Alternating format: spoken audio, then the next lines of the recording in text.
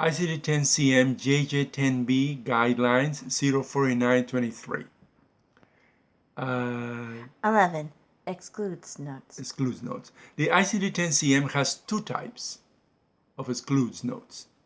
Each type of note has a different definition for use, but they all similar in that they indicate that codes excluded from each other are independent of each other. Codes excluded from each other are independent from each other. It means that you don't mix them, right? They're independent. They're separate from each other, right? Right. So this we're going to study on the next video what are the exclude notes, but just remember that there are two types of exclude notes, right? Okay, so now that's our theory for today. Now let's do a problem. Ready, set, go. Okay, ICD-10 JJ-10A-385, page 4, exercise 4.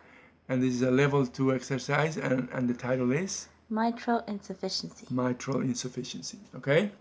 Now the text reads like this. Aortic and mitral insufficiency, persistent atrial fibrillation. Atrial fibrillation. And you know that when they're talking about atrial and mitral, that's the heart, right? Right. The atrium and the mitrum. And we are going to count to 3 now. And then you can pause the video and then give us the ICD-10 code for this diagnosis. 1, 2, 3. Okay, the answer is 2 codes, I08.0 and I48.1. You got that? If you got it, congratulations. If you didn't get it, let's give you a couple of tips. First tip. Level 2 difficulty. There are 2 codes. There are 2 codes. So this is not an easy one that you're just going to find one code and check it and that's it. No, there are 2 codes. You have to look for 2 codes. Tip number 2. First code start with insufficiency. Start the first code to the insufficiency. And the third tip? Second code starts with fibrillation. Starts with fibrillation, okay? And you got a little graph there to see what they are, what the conditions are. And the answers at the bottom. So now we're going to count to 3. So you can pause the video and give us the path, how we got to the answers. 1, 2, 3. All right, this is the whole summary of the problem. Aortic and mitral insufficiency, persisting atrial fibrillation. The code 1 through the index is found like this. First you go to index. Go to the index. Then you go to insufficiency. Start with this insufficiency. Then go to mitral valve. Mitral valve. With aortic valve disease. Aortic valve disease. And what is that? It's I08.0. I08.0. And we're going to check this first code in the tabular, right? Right. So the code number 1 through the tabular is checked like this. First you go to tabular. Uh-huh. Then you go to I08. Which is? Multiple valve disease. Valve diseases. And then you add one more code, one more character. I08.0. Which is what?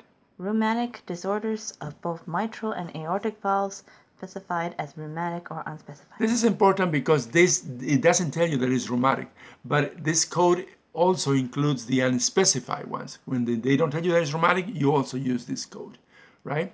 So we have double checked the first code, but there's nothing there that says persistent atrial fibrillation, so we have to represent that too. So that's why we need a second code. So the second code is code number 2 through the index is found like this. Right.